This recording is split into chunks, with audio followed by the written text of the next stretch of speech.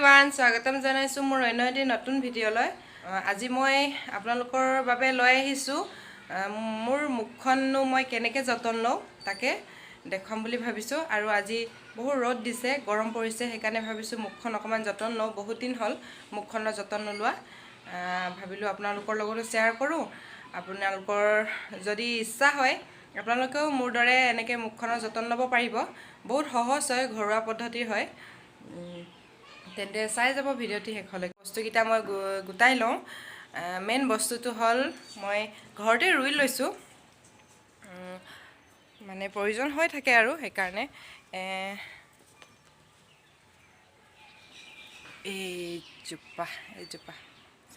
নিশ্চয় চিনি পাইছে চাগে আপোনালোকে নহয় জানো এইজোপা এল'ভেৰা গছ হয় মই ঘৰতে ৰুই লৈছোঁ এয়া 3জোপা আছে ডাঙৰ হৈছে আৰু একেবাৰে সৰুতে পুলি সৰু আছিলে পুলি মই নাৰ্চাৰীৰ পৰা আনি ৰুইছিলোঁ এতিয়া ইমান ডাঙৰ হ'ল আৰু হ'ল 2 বছৰমান হ'ল আৰু এতিয়া মই ছিঙি লওঁ মানে কাটি লওঁ আৰু এডোখৰ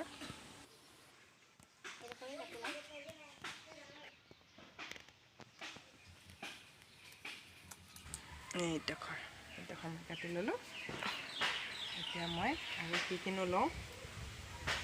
এইটো মই ধুই ল'ম এতিয়া মোৰ প্ৰয়োজনীয় বস্তুখিনি হ'ল এইখিনি এইটো মই এল'ভেৰাডোখৰ মই ধুই ল'লোঁ আৰু এতিয়া মই ইয়াৰ পৰা এডোখৰ কাটি ল'ম বহুত উপকাৰী হয় মই বৰ বিশেষ নাজানো খালে মানেও ৰাতিপুৱা শুই উঠি খালেও ভাল বোলে শুনিছোঁ গেছৰ বাবে বহুত ভাল উপকাৰী মই এনেধৰণৰ কিনাৰকেইটা কাটি লৈছোঁ এনেধৰণৰ কিনাৰখিনি কাটি লৈছোঁ আৰু মাজৰডোখৰ মই এনেকৈ বাকলিটো গুচাই ল'ম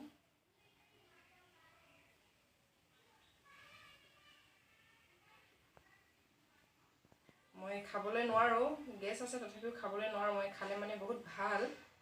খাব লাগে ৰাতিপুৱা শুই উঠি খালী পেটত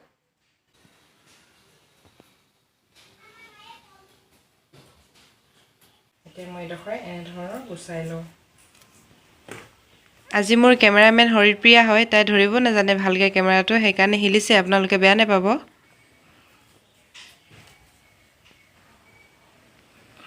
মোৰ গুচাই হৈ গ'লে চব কি ধুনীয়া হৈছে মই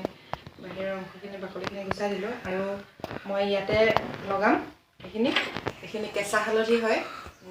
কেঁচা হালধি নাথাকিলে মানে গুড়ি হালধিও লগাব পাৰি মই ঘৰতে কেঁচা হালধি আছিলে সেইকাৰণে মই ভাবিলোঁ কেঁচা হালধি পিচি লৈছোঁ আৰু এয়া মৌ খাটি মৌ হয়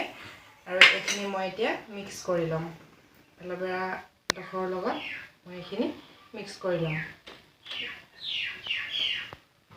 আপোনালোকে কেঁচা হালধি নাথাকিলে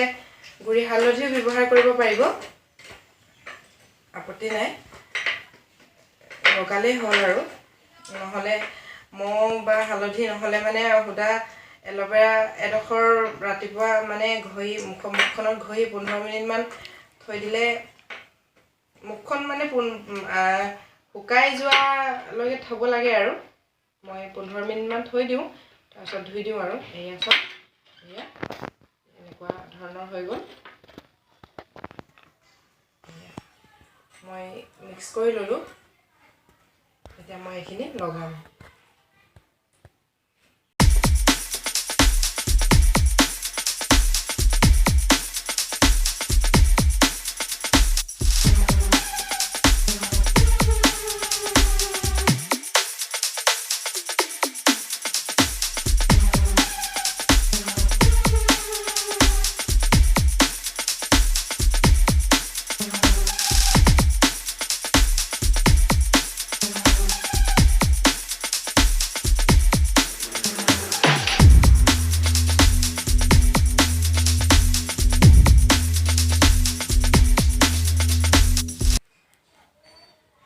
লগাই হৈ গ'ল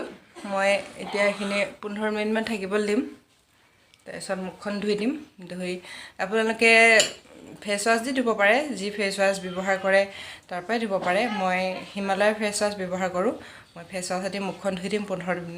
মিনিটমান পিছত মোৰ 15 মিনিটমান থৈ দিলোঁ শুকোৱালৈকে আৰু মই মুখখন ধুই আহিলোঁ মই সুদা পানীয়ে ধুলোঁ ফেচ ৱাছ দি ধুম বুলি ভাবিছিলোঁ ফেচ ৱাছ দি নুধুলোঁ আৰু সুদা পানীয়ে ধুলোঁ এতিয়া মুখখন মোহাৰি দিওঁ